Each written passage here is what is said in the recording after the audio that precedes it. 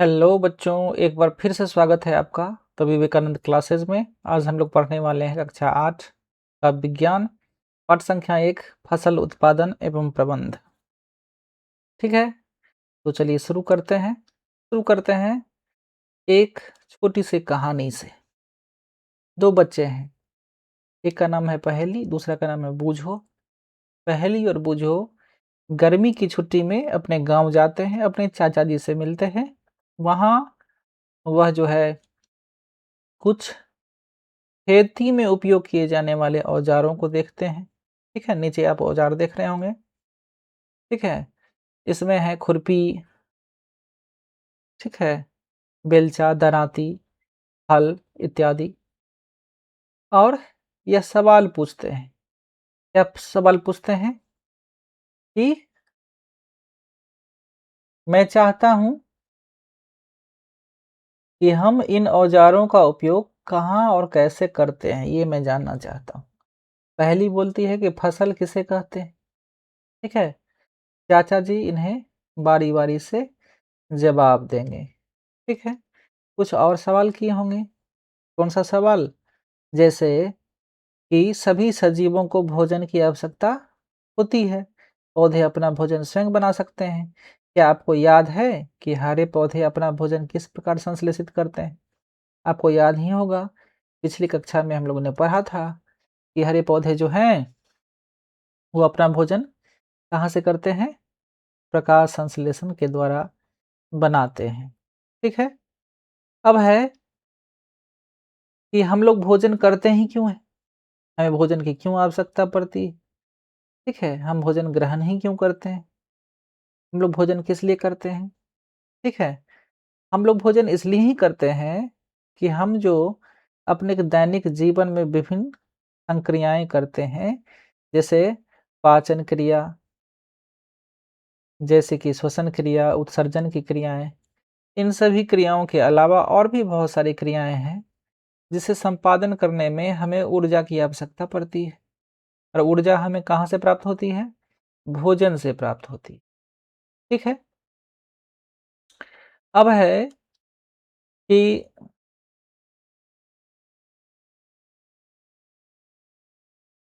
फसल उगाने को लेकर के कौन कौन सी प्रक्रियाएं हैं, उससे पहले हम लोग जानते हैं कि हमें भोजन का प्रबंधन क्यों जरूरी है। देखिए, यहाँ तोता महाराज आ गए हैं, एक चिट्ठी लाए हैं, उसमें सवाल है कि भोजन का बड़े स्तर पर उत्पादन और प्रबंधन क्यों जरूरी है। आपको पता ही होगा कि हम लोग विशाल जनसंख्या वाले देश में रहते हैं। ठीक है, तो इन सभी जनसंख्याओं को भोजन प्रदान करना और नियमित उत्पादन, उचित प्रबंधन और वितरण की आवश्यकता होगी, नहीं होगी? होगी कि नहीं होगी? होगी। इसलिए हमें भोजन का उत्पादन, सही समय पर उत्पादन, सही मात्रा में उत्पादन, सही प्रबंधन की आवश्यकता है, सही भंडारण की आवश्यकता है। इसीलिए हमें भोजन का जो है फसल का उत्पादन एवं प्रबंधन करना जरूरी होता है। ठीक है, समझ में आई बात? कोई दिक्कत नहीं है? कोई दिक्कत है तो आप लोग कमेंट करके बताएंगे, हम उसका उत्तर जरूर देंगे। चलिए आगे पढ़ते हैं। इस चैप्टर में हम लोग पढ़ने वाले हैं कृषि पद्धतियाँ। क्या सब है कृषि पद्धतियाँ में? सबसे पहला जो पॉइंट है वो है कि जब एक ही किस्म के पौधे किसी स्थान पर बड़े पैमाने पर उगाए जाते हैं तो उसे फसल कहते हैं। उदाहरण के लिए गेहूं की फसल का अर्थ है कि खेत में उगाए जाने वाली सभी पौधे क्या हैं? गेहूं के हैं। फसल विभिन्न प्रकार की होती है, जैसे अन्न, सब्जियां, फल। जिस मौसम में यह पौधे उगाए जाते हैं उनके आधार पर हम फसलों का वर्गीकरण कर सकते हैं। आगे हम लोग देखेंगे कि फसल के क्या क्या वर्गीकरण है, कौन कौन से भागों में बांटा गया है। क्योंकि भारत एक विशाल देश है, यहाँ ताप, आर्द्रता और वर्षा जैसे जल जलवायु जो है परिस्थितियां बनती है। ये एक क्षेत्र से दूसरे क्षेत्र में भिन्न होती हैं। इस आधार पर भी फसल की विभिन्नताएं होती हैं। किसी राज्य में एक तरह के फसल प्रचुर मात्रा में मिलेंगे तो दूसरे राज्य में दूसरे तरह के फसल प्रचुर मात्रा में मिलेंगे। इसकी यही वजह है कि सभी राज्यों में क्या है, अलग अलग तरह के क्या हैं, अलग अलग तरह के फसल उगाए जाते हैं क्लाइमेट के आधार पर। ठीक है, अब यहाँ देखिए दो तरह के फसल को मुख्य तरह से होते हैं। कौन कौन से फसल? पहला फसल है कि देश के विभिन्न भागों में विविध प्रकार की फसल उगाई जाती है। इस विविधता के बावजूद मोटे तौर पर फसलों को दो वर्गों में बांटा जा सकता है। पहला है खरीफ फसल, वह फसल जिसे वर्षा ऋतु में क्या होता है, वर्षा ऋतु में जून से सितंबर में बोया जाता है, जैसे धान, मक्का, सोयाबीन, मूंगफली, कपास इत्यादि। वहीं रबी फसल जो है उसे शीत ऋतु जैसे अक्टूबर से मार्च तक में उगाई जाती है। ठीक है, रबी फसलें कहलाती है जैसे गेहूं, चना, मटर, सरसों तथा अलसी। इन सभी को हम लोग क्या करते हैं, कब उगाते हैं? अक्टूबर से मार्च के बीच में बोते हैं और फिर अक्टूबर में बोते हैं, मार्च में उसे काट लेते हैं। अक्टूबर से मार्च के बीच में उसे उगाते हैं, मतलब अक्टूबर के आसपास उसे बोना हुआ, मार्च या अप्रैल में इसकी कटाई हो जाती है। ठीक है, अगला है इसी रबी और खरीफ फसल के बीच में अंतर। तो जानते हैं खरीफ फसल और रबी फसल के बीच में क्या सब अंतर है। सबसे पहला तो खरीफ फसल जो है उसमें से मुख्य तौर पर कौन कौन से फसल होते हैं। खरीफ में मुख्य फसलें का नाम है चावल, मक्का, सोयाबीन, मूंगफली। वहीं रबी फसल में गेहूं, जौ, सरसों और मटर। ठीक है, अगला है कि विशेषता क्या है। ठीक है, मानसून फसल भी इसका नाम है। खरीफ फसल का नाम मानसून फसल है, जबकि सर्दियों की फसल कहते हैं रबी फसल को। ठीक है, बुआई कब करते हैं? तो इसकी बुआई जो है जून से जुलाई में करते हैं। खरीफ फसल का बुआई जून से जुलाई में, रबी फसल का बुआई जो है अक्टूबर से नवंबर में। कटाई कब होता है? खरीफ फसल का कटाई सितंबर से अक्टूबर में, जबकि रबी फसल का कटाई मार्च से अप्रैल में। जलवायु कैसा होता है? खरीफ फसल के लिए जलवायु चाहिए गर्म और आर्द्र, जबकि रबी फसल के जलवायु कैसा चाहिए? ठंडी और शुष्क चाहिए। पानी कैसा चाहिए? तो खरीफ फसल के लिए पानी चाहिए भरपूर मात्रा में, जबकि रबी फसल के लिए पानी क्या चाहिए? कम मात्रा में। समझ में आई बात? इस दोनों फसल में हम लोग आसानी से अंतर निकाल पाएंगे। ठीक है, तो ये सवाल पूछता भी है कि रबी फसल और खरीफ फसल में क्या अंतर है बताएं। ठीक है, अभी हम फसल की पद्धतियां के बारे में जानेंगे। अगला है कि आधारिक फसल पद्धतियां। ठीक है, फसल उगाने के लिए किसान को अनेक क्रियाकलाप करने पड़ते हैं। ठीक है, वो भी सामयिक अवधि में करने पड़ते हैं, जैसे मिट्टी तैयार करना, बुवाई करना, खाद एवं उर्वरक देना, सिंचाई करना, खरपतवार से सुरक्षा करना, कटाई करना, भंडारण करना। इन सभी चीज़ों को हम लोग बारी बारी से करने वाले हैं। ठीक है, तो सबसे पहला जो है क्या है? मिट्टी तैयार करना। जानते हैं मिट्टी तैयार करने को। ठीक है, मिट्टी कैसे तैयार करते हैं? ठीक है, फसल उगाने के लिए हम लोग क्या करते हैं? सबसे पहला स्टेप करते हैं मिट्टी का तैयार करना। फसल उगाने पहले मिट्टी तैयार करना प्रथम चरण है। मिट्टी को पलटना तथा इसे पोला बनाना कृषि का अत्यंत महत्वपूर्ण कार्य है। इससे जड़ें भूमि में गहराई तक जा सकती है। पोली मिट्टी में गहराई में धसे जड़ें भी सरलता से श्वसन करने में सहायक हैं। पोली मिट्टी मिट्टी में रहने वाले केंचुए और सूक्ष्म जीवें जो क्या करते हैं? वृद्धि करने में मदद करते हैं। मिट्टी में खनिज, जल, वायु तथा कुछ सजीव होते हैं। इसके अतिरिक्त मृत पौधे, जंतु भी मिट्टी में पाए जाते हैं, जीवों द्वारा अपघटित होते हैं। इस प्रक्रम में मृत जीवी में पाए जाने वाले पोषक मिट्टी में नियुक्त होते हैं। यह पोषक पौधों द्वारा अवशोषित किए जाते हैं। अब देखे होंगे मिट्टी जब तैयार करते हैं तो मिट्टी में कुछ केंचुए और कुछ और भी सूक्ष्म जीव रहते हैं, या तो वो मर जाते हैं उसमें या फिर वो जीवित रहते हैं। जो मर जाते हैं उसका जो पोषण है वो मिट्टी में मिल जाता है और वही पोषण फिर दोबारा फसल जो है अवशोषित करके अपना पोषण करती है। ठीक है? अगला है कृषि का औजार। जब हम फसल करेंगे तो औजार की आवश्यकता तो होगी ही। नहीं, तो कुछ औजार हैं जो मुख्य रूप से फसल में उपयोग किए जाते हैं फसल उगाने में। क्या-क्या है?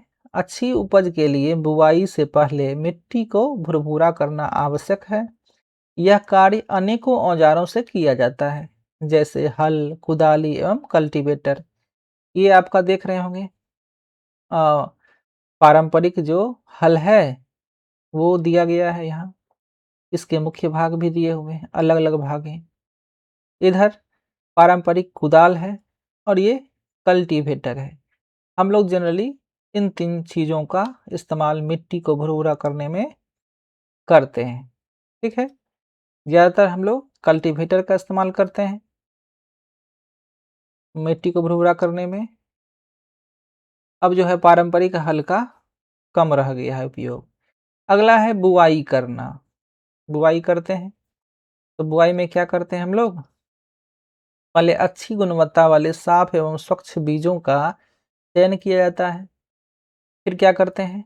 परंपरागत औजार, परंपरागत रूप से बीजों की बुआई में इस्तेमाल किया जाने वाला औजार कीप के आकार का होता है। बीजों को कीप के अंदर डालते हैं और क्या करते हैं? यह 2 या 3 नुकीले सिर वाले पाइप से गुजरते हैं। ये सिर मिट्टी को भेद कर बीज को पदस्थापित कर देते हैं।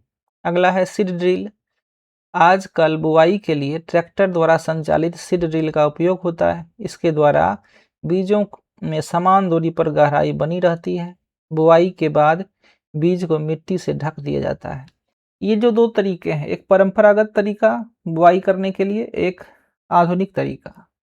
परंपरागत तरीका में हम लोग एक औजार यूज करते थे जिसका नाम था कीप, और अभी जो है उसको कहते हैं सीड ड्रिल। ये देखिए, ये वाला जो है, ये जो देख रहे हैं आप, इसको कहते हैं कीप, पुरानी पद्धति। और ये वाला जो फोटो देख रहे हैं आप, इसको बोलते हैं आधुनिक पद्धति। इसको हम सीड ड्रिल भी कहते हैं। समझ में आई बात? ठीक है? तो आजकल हम लोग ये आधुनिक पद्धति का इस्तेमाल करते हैं। अब है अगला,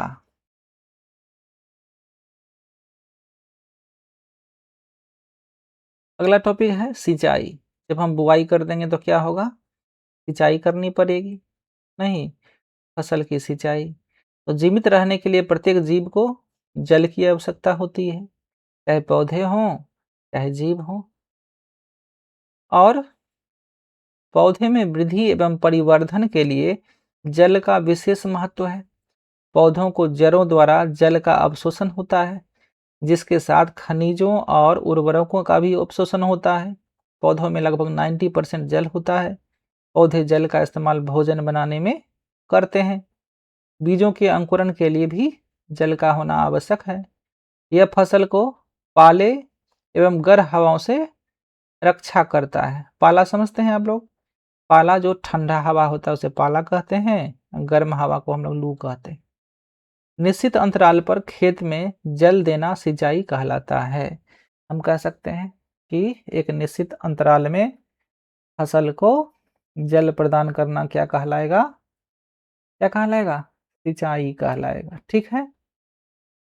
अगला है सिंचाई के स्रोत। देखिए, 2 तरह के स्रोत हैं सिंचाई के। एक पारंपरिक तरीका है, नहीं, जिसमें मोट और घिरनी है, केन है, पंप है, ढिकली है। ठीक है? और एक आधुनिक विधियां हैं जिसको हम छिड़काव तंत्र बोलते हैं या ड्रिप तंत्र बोलते हैं। इन सभी का फोटो यहाँ दिया हुआ है। हम आपको बारी-बारी से समझाते हैं। सबसे पहला, ये सिंचाई के पारंपरिक साधन हैं। आप देख रहे हैं पहला ये कुआँ से निकाल रहा है, दूसरा बाल्टी बंधा हुआ है और इसको एक आदमी चला रहा है। इसको हम लोग ढेकली बोलते हैं, ठीक है? और ये वाला जो है जिसमें बैल लगा हुआ है, उसको हम लोग क्या बोलते हैं? रहट बोलते हैं, ठीक है? और ये वाला जो है, इसमें भी पानी का सिंचाई के लिए इस्तेमाल कैसे करते हैं? आदमी द्वारा करते हैं। आधुनिक सिंचाई का जो साधन है, वो यहाँ है। इसे हम लोग क्या बोलते हैं?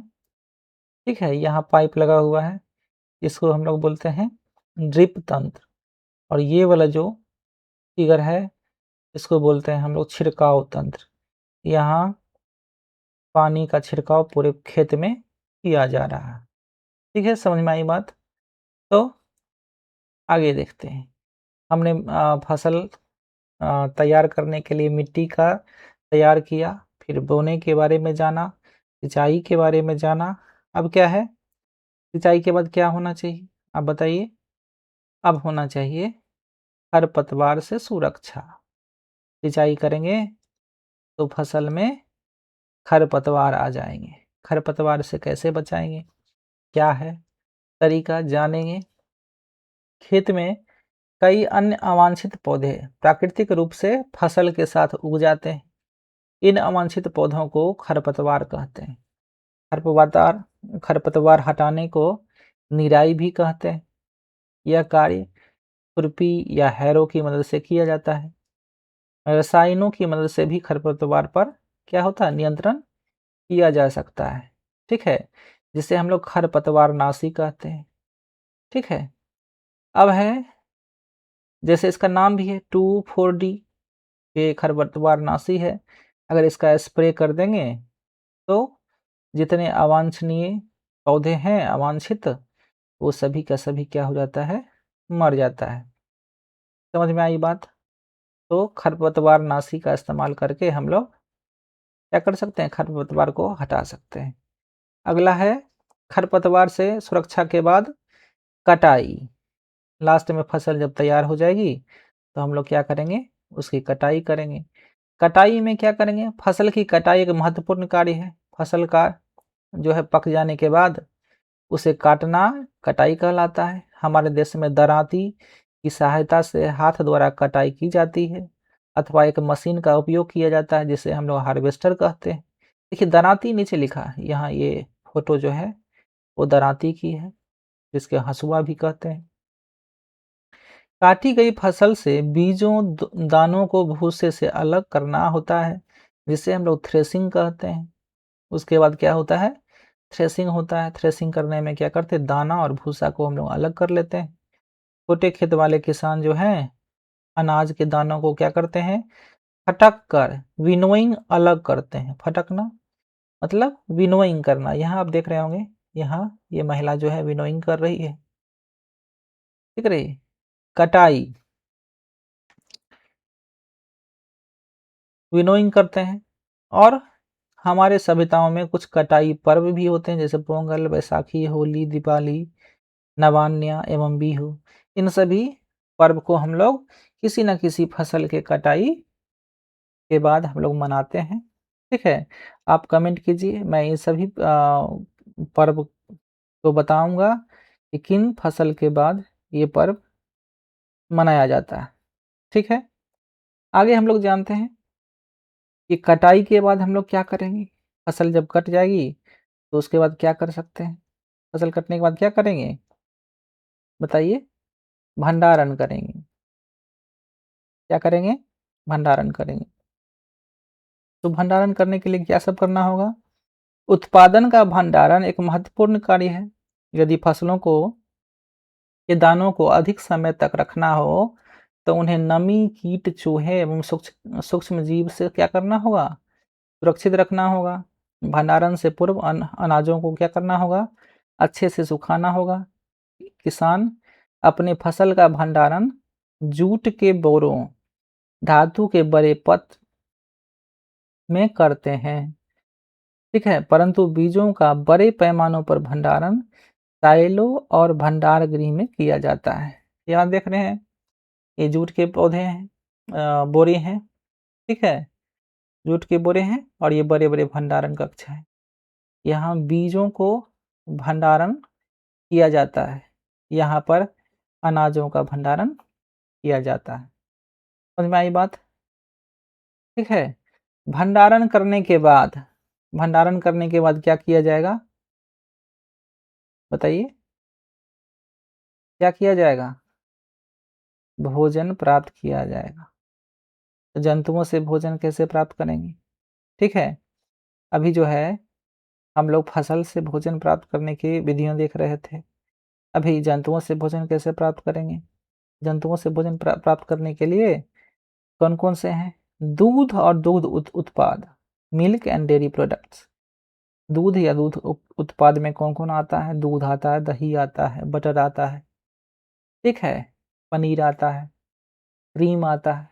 इन सभी का इस्तेमाल हम लोग भोजन में करते हैं, तो ये कहाँ से आ गए? डेयरी प्रोडक्ट हो गया। दूसरा है अंडे और मांस से, जिसको पोल्ट्री कहते हैं, एग और मीट से, है कि नहीं? अगला है मछली और समुद्री भोजन। मछली का इस्तेमाल हम लोग भोजन के रूप में करते हैं या समुद्री मछली जो होता है, उनका भी इस्तेमाल हम लोग भोजन के रूप में करते हैं। अगला है शहद या अन्य कोई उत्पाद, शहद का भी हम लोग इस्तेमाल करते हैं, जो कि मधुमक्खी से आता है। इन सभी का इस्तेमाल हम लोग क्या चीज़ में करते हैं? भोजन के लिए करते हैं। तो हम लोग भोजन पेड़-पौधे के अलावा जंतु से भी प्राप्त करते हैं, नहीं? तो इस चैप्टर में हम लोग बस इतना ही पढ़ने वाले हैं। हमारा वीडियो देखने के लिए बहुत-बहुत धन्यवाद। आपसे गुजारिश है कि हमें चैनल को लाइक कर लें, शेयर कर लें, सब्सक्राइब कर लें ताकि हम आपके प्रत्येक चैप्टर का वीडियो लेकर आप तक पहुँचते रहें। बहुत-बहुत धन्यवाद। आपका दिन शुभ हो।